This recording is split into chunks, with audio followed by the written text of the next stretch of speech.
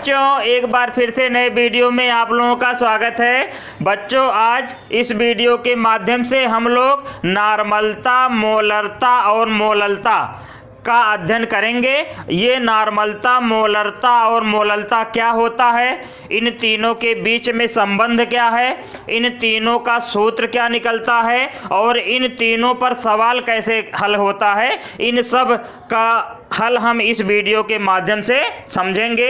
नॉर्मलता को नॉर्मल्टी कहते हैं, मोलरता को मोलरिटी कहते हैं और मोललता को मोललती कहते हैं। इन तीनों के बीच में एक विशेष प्रकार का संबंध निकलता है और उस संबंध पर सवाल आपके पेपर में आता है। यह वीडियो बोर्ड एग्जाम 2023 को देखते हुए बनाया जा रहा है और इस प्रकार तीनों में से नॉर्मलता, मोलरता और मोललता तीनों में से एक प्रश्न आपके बोर्ड परीक्षा में जरूर आता है। चलिए देखते हैं तीनों का डिफिनीशन क्या है, सूत्र क्या होता है। आसानी के लिए हम बोर्ड पे पहले से ही लिख रखे हैं। देखिए, नॉर्मलता का परिभाषा है 1 लीटर विलयन में उपस्थित विलेय के तुल्यांकों की संख्या उस विलयन की नॉर्मलता कहलाती है। मोलरता का परिभाषा है 1 लीटर विलयन में उपस्थित विलेय के मोलों की संख्या उस विलयन की मोलरता कहलाती है। और मोललता का परिभाषा है 1 किलोग्राम विलायक, 1 किलोग्राम विलायक में उपस्थित विलेय के मोलों की संख्या उस विलयन की मोललता कहलाती है। यानी नॉर्मलता में जो विलेय के तुल्यांकों की संख्या ली जाती है, मोललता में विलेय के मोलों की संख्या ली जाती है और मोललता में विलायक का भार किलोग्राम में लिया जाता है और विलेय के मोलों की संख्या ली जाती है। यानी तीनों में अंतर यही है कि मोलरता में विलेय के मोलों की संख्या, नॉर्मलता में विलेय के तुल्यांकों की संख्या और मोललता में 1 किलोग्राम विलायक में विलेय के मोलों की संख्या। ये तीनों का फिर सूत्र क्या निकलता है, पहले हम एक बार डिफिनीशन देख लें। नॉर्मलता का है 1 लीटर विलयन में उपस्थित विलेय के तुल्यांकों की संख्या उस विलयन की नॉर्मलता कहलाती है। देखिए सूत्र क्या निकलता है, नॉर्मलता बराबर विलेय के मोलों तुल्यांकों की संख्या, विलेय के तुल्यांकों की संख्या,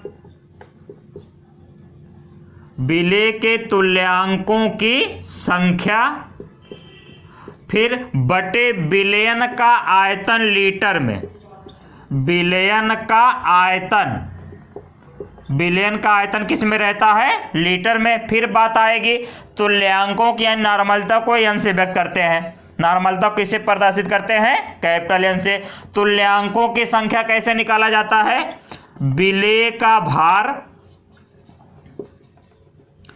बटे विलेय का तुल्यांकी भार, विलेय का तुल्यांकी भार और पूरे का बटे आता है विलयन का आयतन लीटर में, विलयन का आयतन लीटर में।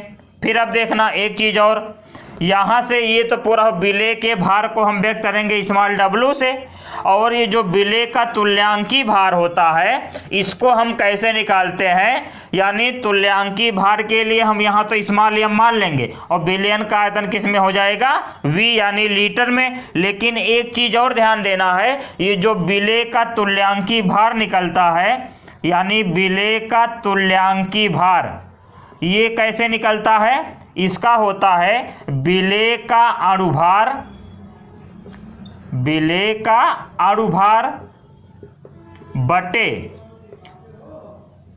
विलेय में उपस्थित, विलेय में उपस्थित धनायन या ऋणायन की संख्या, धनायन या ऋणायन की संख्या ये होता है। अब धनायन या ऋणायन की संख्या कैसे होता है, जैसे हम देख लें एग्जाम्पल के रूप में, HCl में धनायन की भी संख्या कितनी जाएगी, 1 और ऋणायन की भी संख्या कितनी जाएगी, 1।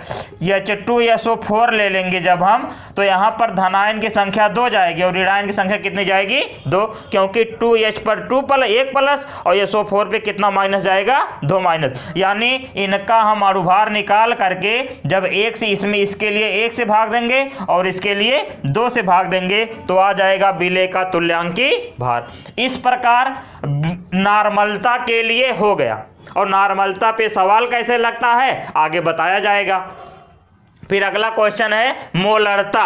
तो 1 लीटर विलयन में उपस्थित विलेय के मोलों की संख्या उस विलयन की मोलरता कहलाती है। इसका परिभाषा हो गया कि 1 लीटर विलयन में उपस्थित विलेय के मोलों की संख्या उस विलयन की मोलरता कहलाती है। देखिए सूत्र क्या बनेगा, मोलरता बराबर होता है विलेय के मोलों की संख्या, विलेय के मोलों की संख्या और बटे विलयन का आयतन लीटर में। विलयन का आयतन किस में रहेगा, लीटर में। फिर विलेय की मोलरता को हम कैपिटल एम से व्यक्त करते हैं। किससे व्यक्त करते हैं, कैपिटल एम से। मोलों की संख्या कैसे निकलता है अभी पीछे बताया गया, विलेय का भार बटे विलेय का अणुभार। विलेय का भार बटे विलेय का अणुभार और पूरे का बटे क्या हो जाएगा, विलयन का आयतन लीटर में। विलयन का आयतन किस में रहता है, लीटर में। ये हो गया। अब देखिए यानी यम बराबर विलेय के भार को स्मॉल w से, विलेय के अणुभार को स्मॉल m से और विलयन का आयतन लीटर में यानी कैपिटल V से। ये हो गया। अब कहोगे कि इन दोनों में समान क्या है, तो समान अंतर क्या है, तो अंतर में क्या होता है, इसका जो मात्रक होता है तुल्यांक प्रति लीटर होता है। मात्रक क्या होता है, तुल्यांक प्रति लीटर। मात्रक होता है तुल्यांक प्रति लीटर और इसका जो मात्रक निकलता है वो मात्रक निकलता है क्या, मोल प्रति लीटर। क्या निकलता है, मोल प्रति लीटर। अब देखिए तीसरा इस प्रकार क्या हो गया, मोलरता हो गया। अब अंतर क्या था, यहां पर विलेय का भार बटे विलेय का तुल्यांकी भार लिखा गया और यहां पर क्या लिखा गया, विलेय का भार बटे विलेय का अणुभार। अब अगला क्या है, मोललता। तो मोललता किसे कहते हैं, इसका परिभाषा है 1 किलोग्राम विलायक में उपस्थित विलेय के मोलों की संख्या उस विलयन की मोललता कहलाती है। यानी मोललता का सूत्र होता है, मोललता का हो जाएगा क्या, विलेय के मोलों की संख्या, विलेय के मोलों की संख्या बटे विलायक का भार। अब यहां देखिए ध्यान से, विलायक का भार होता है और विलायक का भार अगर हम यहां ग्राम में लिखेंगे तो यहां पर गुणे 1000 करना पड़ता है। ग्राम में लिखने पर कितना करना पड़ता है, गुणे 1000। यानी मोललता को स्मॉल m से व्यक्त करते हैं। विलेय के मोलों की संख्या वही विलेय का भार बटे विलेय का अणुभार,